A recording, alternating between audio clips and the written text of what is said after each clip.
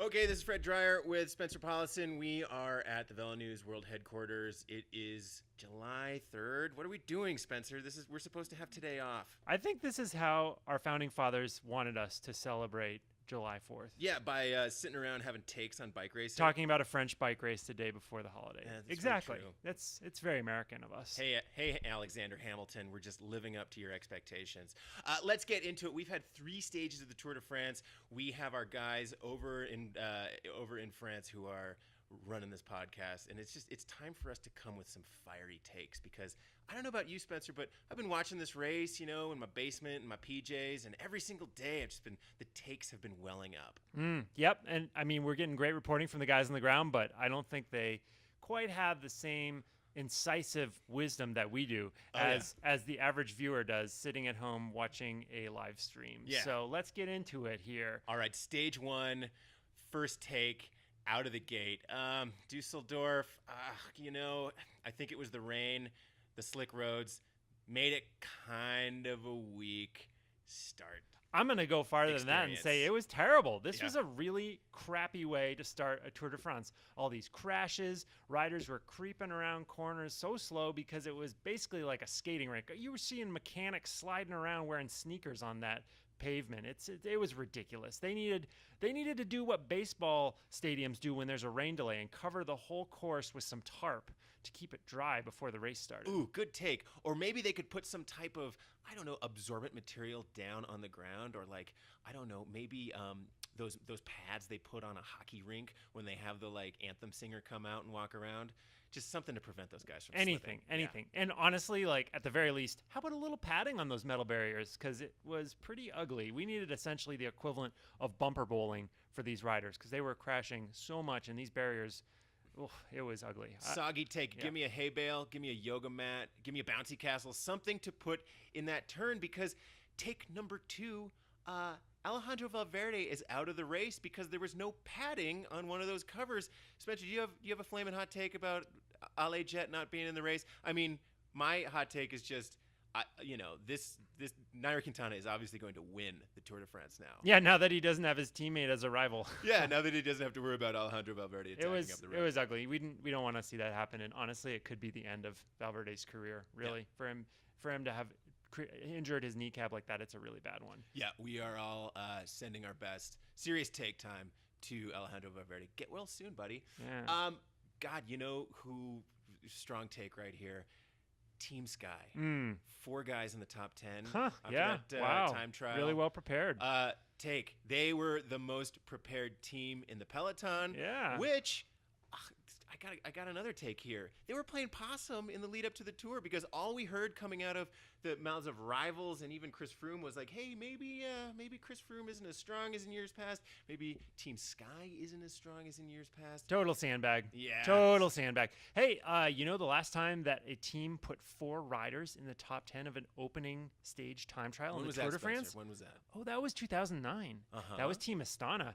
That was Alberto Contador, Lance Armstrong, Levi Leipheimer, Andreas Kloden. Great vintage that year. Yeah, interesting stuff.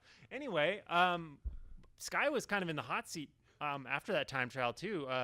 The FDJ coach was calling him out for these skin suits they were wearing. Yeah, these vortex causing skin suits that apparently have the ability to break like the wind and cause a vortex to suck you around. Wow. So we have some takes around this. Namely, is this cheating? Does this violate the rules? The UCI commissaires and the Tour de France decided that no, they're not breaking any rules here. Oh. But, Spencer, we got some heat from a guy who had a take of his own. Yeah, right? That's right. Old Lance Armstrong. He's got a podcast going for the Tour de France, and he was coming at us yesterday on his podcast, accusing us of doing a clickbait headline, because we use the C word, the cheating word, in a headline. And, maybe he's got a point. Maybe old Lance is, I'll tell you what, Fred. Strong take. He's a member of the media now, being as he has a podcast and also a blog on some other website.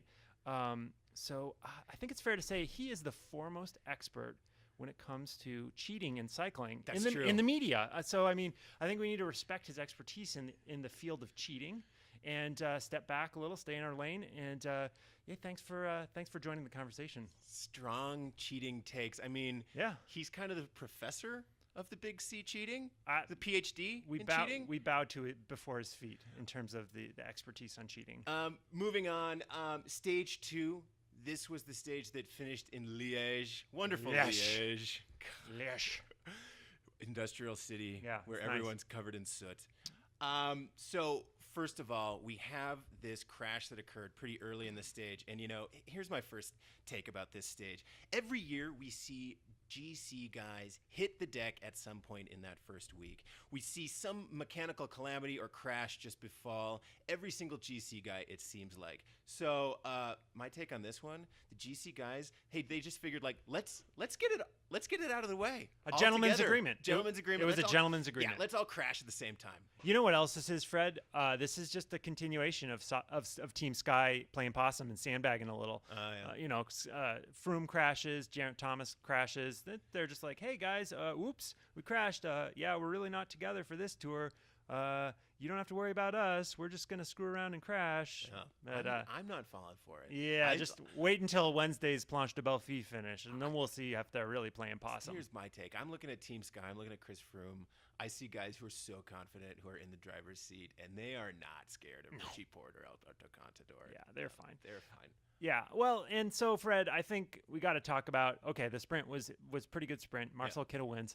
But the story of the day, Taylor Phinney getting that KOM jersey, you and I, we had a little difference of opinion on this matter, didn't we? It's true. I think we are in lockstep that this is a great story for Team Cannondale. Dre Pack, a great story for Taylor Phinney, and a great story for American cycling in general. I think where we differ, though, is the level of greatness that this story is. To me, I looked at, the way that most people gauge the world, which is Twitter reaction, unfortunately. And, Twitter was having puppies over this news. Oh, my God, Finney's back. He's the crash, and this is the bookend. I'm very happy for Mr. Phinney. He looked great in polka dots, but, I think I would have been more likely to say Taylor Phinney is back and has reached the top of the mountain. Maybe if he won a stage. Ooh, or okay. I don't know, took the yellow jersey or something. I see your point, Fred. It's not like this is it's an accomplishment, but I think what we're forgetting is that to get in the breakaway in the first stage of the tour is so hard. Everybody wants to be in that breakaway. It's true. And to get the polka dot jersey in that first stage, that's even harder because essentially every French pro cyclist, that's what they're gunning for. That's their world championship, apart from maybe Romain Bardet or Nasser Bouhanni. Even French guys who weren't Arnaud in Démare. the race were trying to get that. This is all they really want, or can even have for that matter. So I think what we can safely say is that Taylor Phinney could be one of the best French pro cyclists. So if he were to change his nationality, he'd be really front page material there in France. So maybe consider it. That could be a good PR move for Cannondale. It's true. Either way, chapeau to Taylor, chapeau to Cannondale. It was a great story. I'm still going to be holding my top joy for Taylor, though, for when he does win a World Tour race. More to come, I think. I think there's more to come. Yeah. I think there's more to come. Right. Moving on, stage 3. That's today's stage. Finished Tuesday. Tuesday stage. No, Wednesday. What is today? Monday. Oh man, we're idiots. We're in. It's Monday. Longwy, France. Yes. Won by Peter Sagan. Peter Sagan. First off, in the waning kilometers, we saw BMC do a lot of work on the front. And this harkened back to a conversation that we had last week, which was like, wait, is BMC here for Richie Porte? Are they here for Greg Van Avermaet? What's going on here? So my take, I think BMC burn in a few too many matches on a attempt to get a stage win instead of shepherding Mr. Porte, saving the legs for Wednesday's stage. That's a good point, and I think that I think also you can say that Richie Porte looking a little thirsty. He's trying to prove something out there, and I'm pretty sure you don't need to do that, and it's not gonna do. He was trying to set up Van Avermaet, I think, but that kind of goes counter to the whole we're all in for Porte storyline that we got from BMC. So BMC kind of sitting on the fence a little. Need to commit, I think, to one of them. You know who's a guy who could have won today's stage? Mikael Kwiatkowski. He has the skill set to win a stage like that. Yeah, Sky was not setting him up. No, he is a domestique. Yep. He knows his role. Know your role. Pure BMC. domestique. Yeah, know your role. The finish, though, came down to 3-up sprint, Michael Matthews, Peter Sagan, and Dan Martin. Good to see Dan Martin up there. Dan Martin in the mix. Got to be feeling good if you're going for sprints. Peter Sagan won his first stage of the Tour, which gets me thinking about the story Kaylee Fretz wrote for the site last week about the number of stages that Peter Sagan could win at this year's Tour. Yeah, we were getting some people swimming in our mentions on Twitter, getting a little up in arms about this rhetorical question about, can he win 11 stages in this Tour? And we were wrong. He can't. But he could win 10 still. Oh, man, the quest he just for won 10. One. Yeah, I don't think stage 2 was really cut out for him. No way. We're throwing that take away, but new take. 10 wins, though. 10, good round number. Maybe. We'll see what happens tomorrow. It's going to be a sprint stage, so... Listeners of the Vel News podcast should note that we'll be adjusting the Peter Sagan's quest for stage wins based on the number. For now, it's 10 stages he loses. Let's stick to 10 for now. So 10. Hey, the other thing about Sagan, like how he pulls out of his pedal and has to reclip in like the final few hundred meters. Sure. Still wins easily. Whoa. Yeah. Like you got to be kidding me. Like that's next level there. Yeah. Here's a take. Peter Sagan can beat Michael Matthews and Greg Van Avermaet with one leg. One-legged, yeah. He should do the rest of the sprints with one leg. That would be quite a stunt. But Fred, this got me thinking. As per usual, I think we need to give people a bit of our wisdom as Cat 3s, expert Cat 3s. Circle up the Cat 3s out there. We need to tell people how to deal with this type of situation if you pull out of a pedal in a crucial moment of a bike race. Ask a Cat 3, what do you do if you pull out of a pedal? Fred, I think above all, you got to remember this is a bike race. You cannot slow down. You got to be full gas. Okay. And so if that means like slipping off your pedal and cracking your shin open on it, or sliding your foot on the ground, it's worth it. It's a race. The race is on. Glory is the most important part. So I say maybe try to Strider bike it. Yeah.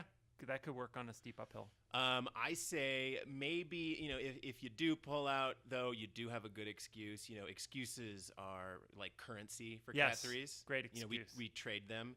I guess the other thing to take note here as a Cat 3 is you got to do everything you can to prevent yourself from having pulled out. So my Cat 3 advice is treat the tension on your pedals as if it was like the ski binding din for a World Cup mogul skier. Crank that sucker down. Yeah. And then I'd recommend a zero float cleat too, just to be safe. You don't need your feet moving around. No, that's true. You got to keep that tight. And then when you're on your training rides, you just always take the right turns at intersections, like a UPS truck. It's gonna be a little safer that way. You don't have to stop. I want that tension so tight that you need mechanical assistance just to get off your bicycle. Just text your wife when you're getting close to the garage, and she can catch you when you roll up the driveway so you don't tip over. Spencer, I don't know about you. I'm exhausted of takes. Yeah, that's it. I don't know what to do now. I guess we're gonna have to just go take a nap and let the guys handle the rest of the tour for the day. Yeah. And we'll be back. We'll be back at it, watching stage 4 tomorrow morning. All right, educated professionals. It's back to you.